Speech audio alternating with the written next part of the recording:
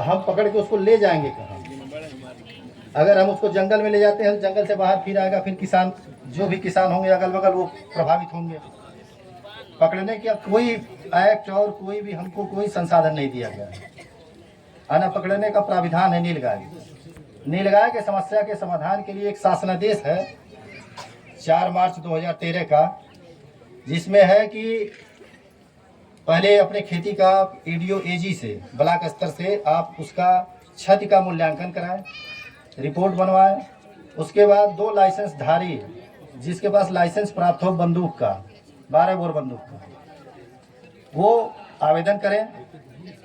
आवेदन करने के बाद हमसे वेरीफाई कराएं, वीडियो साहब से कराएं, और ये प्रत्यावेदन जिला स्तरीय जाएगा। जिला स्तरीय कमेटी बनी है, डीएम साहब की है, डीएफओ सर हैं उसमें, और जिला उद्यान अधिकारी सर हैं, कृषि अधिकारी सर हैं। ये 4 लोगों की एक टीम बनी है। वो इसको अनुमति देंगे और आपको 1 महीने की परमिट दी जाएगी मारने के लिए, उन्हीं लाइसेंस धारियों को दी जाएगी।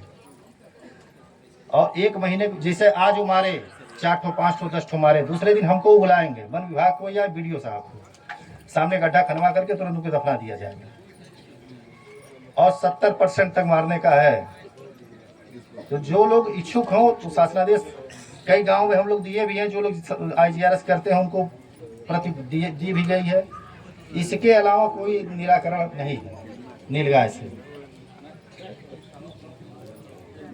और कोई समस्या है? इसी के साथ हम अपनी वाणी को विराम करते हैं। जय हिंद।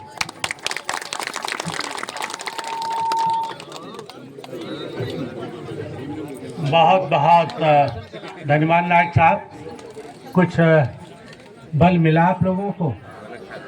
पहला चीज तो नीलगाय हम लोग कहते हैं कि इसमें से गाय शब्द आप लोग हटाई दीजिए। कभी भी इस वन बकरा को, घोड़ परास को गाय मत करें, क्योंकि ये बड़ा जड़ है।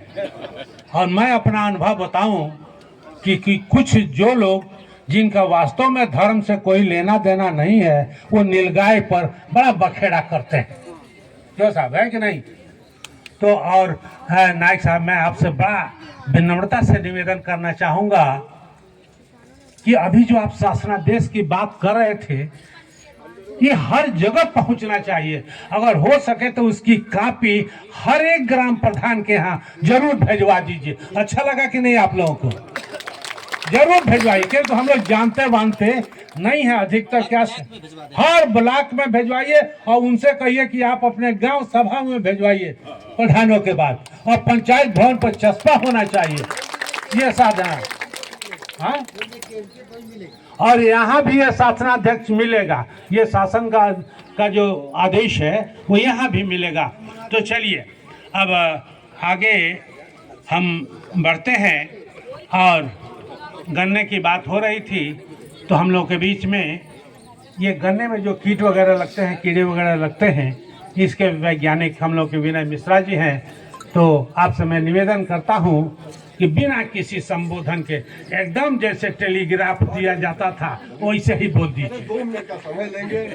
इस भीषण तपती धूप में इस पंडाल में बैठे सभी माता बहनों, सभी हमारे सम्मानित किसान भाइयों, सम्मानित मंच, मुझे बहुत ज्यादा नहीं बताना है। IPM, अभी मणि जी ने पूछा IPM का मतलब यह है कि कई विधियों से, जैसे कोई कीड़ा है उसके तितली को नष्ट किया जाए, उसके सूढ़ी को नष्ट किया जाए, जरूरत पड़े अपरिहार्य स्थिति में तो दवा का प्रयोग किया जाए। कई विधियों को अपना के यदि हम कीट प्रबंधन करते हैं तो IPM के तहत आता है। जैसे यदि तितली निकलने का समय है, जैसे मखमुइया है, यह वर्ष में 5 पीढ़ी पाई जाती है, पहली मार्च में, दूसरी मई में, और जो सबसे अधिक नुकसानदेह है तीसरी पीढ़ी 20 जून से 10 जुलाई तक। आप क्या करेंगे? इनके तितलियों को पकड़ के नष्ट करें, इनके अंडों को पहचाने, इनके सूढ़ी को पहचाने, इनके प्रभावित पौधों को कटवा के नष्ट करें, इनके अंडों को एकत्रित करके नष्ट करें, टाइकोकार्ड का प्रयोग करें, फेरोमोन ट्रैप का प्रयोग करें, लाइफ टेप का प्रयोग करें और अपरिहार्य स्थिति में यदि दवा डालने की आवश्यकता हो तब दवा डालें। इसी को हम आईपीएम कहते हैं। हमारा किसान भाई क्या कहते हैं, दवाई बता दीजिए, चाहे वो खरपतवार की हो, चाहे कोई कीटनाशक हो।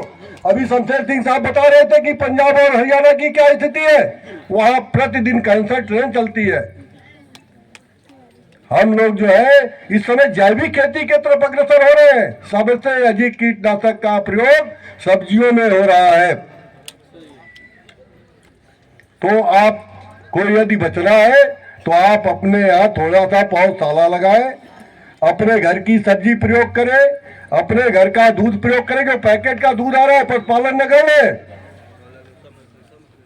जो फेसमेंट चीनी मिल की रैली थी वो किसानों को फ्री दी जाती थी और बीज भट्टों में जा रही है, फेसमेंट केक बन रहा है। खाली रासायनिक खादों का अंधाधुंध प्रयोग से हमारी धरती माँ भी खराब हो रही है, हमारा स्वास्थ्य भी खराब हो रहा है और हम भी जो है बीमार पड़ रहे हैं।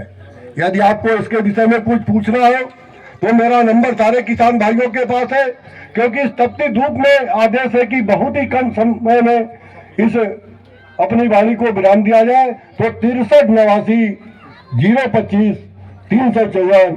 जय हिंद, जय भारत, जय जवान, जय किसान, सबको प्रणाम।